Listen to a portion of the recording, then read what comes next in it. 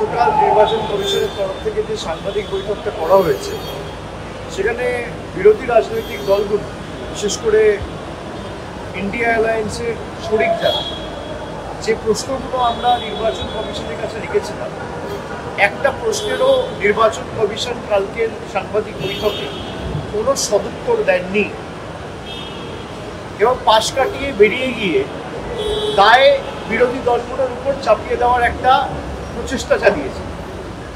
আমি প্রথমেই বলতে চাই, আপনারা যদি নির্বাচন কমিশনের গাইডলাইনগুলো দেখেন, কোনো রকম কোনো এফিডেভিট বা কমপ্লেনের প্রয়োজন পড়ে না। কোথাও যদি কোনো রকম ভুল থাকে বা ইলেকটোরাল রোলে কোথাও কোনো গড়মিল হয়, সেখানে সুমোটো কগনিজেন্স নিয়ে ইলেকশন কমিশনের ইয়ারোর ক্ষমতা রয়েছে, পাওয়ার রয়েছে, এনকোয়ারি ইনিশিয়েট করে দরকার হলে কোনো রকম কোনো গড়মিলের অভিযোগ যদি আসে, তৎক্ষণাৎ সুমোটো কগনিজেন্স নিয়ে এনকোয়ারি করে সেই চেঞ্জগুলো করা যেতে পারে। আমি দিল্লি যাওয়ার আগের দিনও বলে গেছি যে কথা নির্বাচন কমিশন বলছে যে ইলেকটোরাল রোলে গড়মিল রয়েছে এবং কোনো জায়গায় মৃত ব্যক্তিদের নাম রয়েছে, এসআইআর করার প্রয়োজন। আমি যদি ইলেকশন কমিশনের যুক্তিকে তর্কের খাতিরে সঠিক ধরে নিই, তাহলেও আমার মনে হয় যে সদ্য সমাপ্ত 1 বছর আগে যে লোকসভা নির্বাচন গেছে, সেই নির্বাচন তো এই ভোটার লিস্টের বেসিসে হয়েছে। তো আগে সরকারের পদত্যাগ করে তারপর কাশ্মীর থেকে কন্যাকুমারী সারা দেশে এসআইআর করে তারপর নির্বাচন করুক। আমরা তো মানুষকে ফেস করতে ভয় পাচ্ছি না। ভারতীয় জনতা পার্টি মানুষকে ফেস করতে ভয় পাচ্ছে। যাতে মানুষ তার ভোটাধিকারটা প্রয়োগ না করতে পারে, তার যে মৌলিক অধিকার, সেই অধিকার কেড়ে নিতে চাইছে। এবং 100 দিনের যে প্রশ্ন আপনারা করলেন, যে কলকাতা হাইকোর্টের রায়কে চ্যালেঞ্জ করে কেন্দ্রের সরকার সুপ্রিম কোর্টে ইতিমধ্যেই আবেদন জানিয়েছে। কলকাতা হাইকোর্টের যে রায় ছিল সেখানে স্পষ্টত বলা ছিল যে 1 আগস্ট থেকে 100 দিনের কাজের টাকা শুরু করতে হবে এবং কাজ শুরু করতে হবে। শুধু তাই নয়, আমাদের দীর্ঘদিনের দাবি, গত 3-4 বছর ধরে যেভাবে 100 দিনে বাংলাকে বঞ্চিত করে রাখা হয়েছে, আমাদের সেই দাবি পূরণ করে তারপর 100 দিনের কাজ চালাতে হবে। মানে আমাদের আগেকার যে বকেয়া পাওনা, সেটা তো আগে মেটাতে হবে।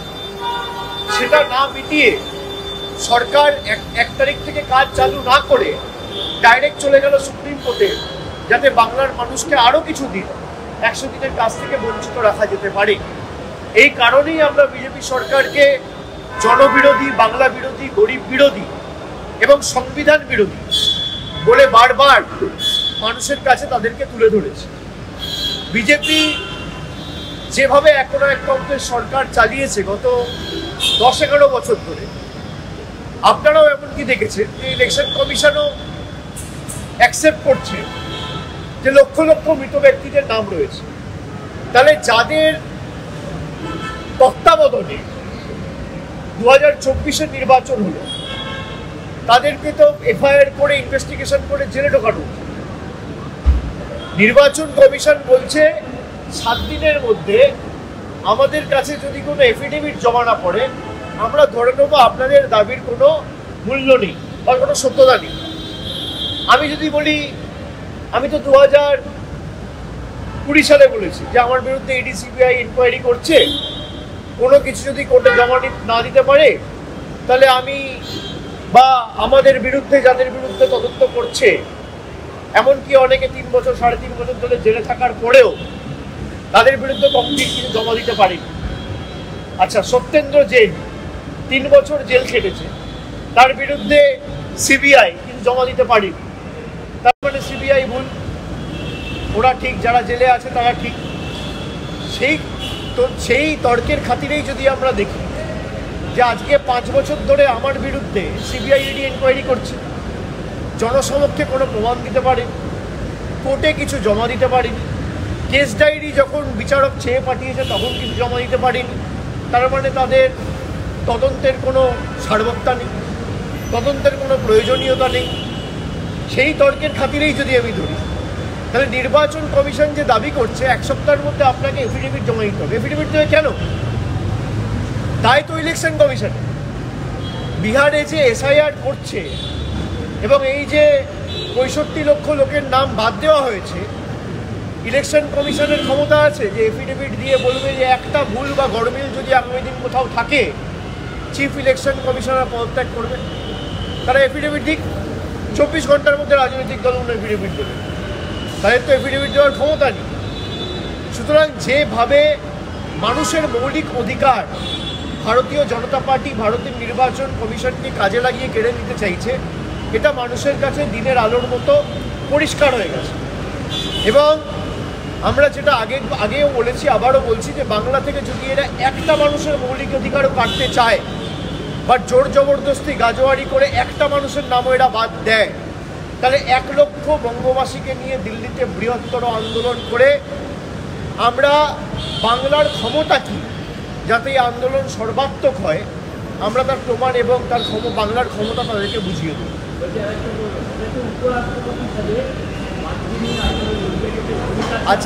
আজকে একটা বৈঠক রয়েছে যেখানে তৃণমূল, কংগ্রেস, ডিএমকে সহ অন্যান্য রাজনৈতিক দলরাও আলোচনায় বসবে এবং বিকেলবেলা সে বৈঠক রয়েছে 5:30টার সময়। সেরকম কোনো নাম ঠিক হলে বা কোনো সিদ্ধান্তে যদি আমরা উপনীত হই আজকালের মধ্যে নিশ্চিতভাবে সংবাদ মাধ্যমে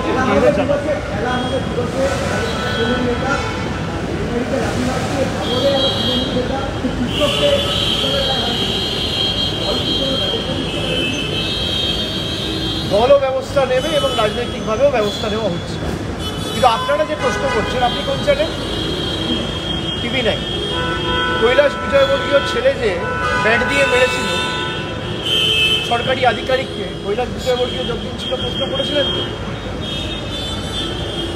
একই যাত্রায় তো পৃথক ফল হতে পারে না। আমরা তো এর কন্ডেম করি, যদি কেউ করে থাকে দলগতভাবেও আমরা ব্যবস্থা নেবো, প্রশাসনিকভাবেও ব্যবস্থা নেবো। ইতিমধ্যে অ্যারেস্ট হয়েছে। আর দলগতভাবেও তৃণমূল কংগ্রেসের পক্ষ থেকে আমরা এই ঘটনার ধিক্কার জানাই, আমরা এটাকে সমর্থন করি না। কিন্তু অন্যান্য রাজনৈতিক দলের নেতারা যারা এই দাদাগিরি করে বিভিন্ন রাজ্যে মানুষকে ভয় ভীতির একটা পরিবেশ তৈরি করে রাজ্যটাকে রসাতলে পাঠাচ্ছে, তাদেরকে এই প্রশ্নগুলো করার দায়িত্ব আপনাদের। না, দলের তরফ থেকে কে যাবে সেটা দলগত সিদ্ধান্ত হবে, যখন সিদ্ধান্ত হবে আপনারা জানতে পারবেন। আমি যাবো কি অন্য কেউ যাবে সেটা দলের সিদ্ধান্ত, সেটা 10 দিন আগে আমরা প্রকাশ্যে বলতে পারবো।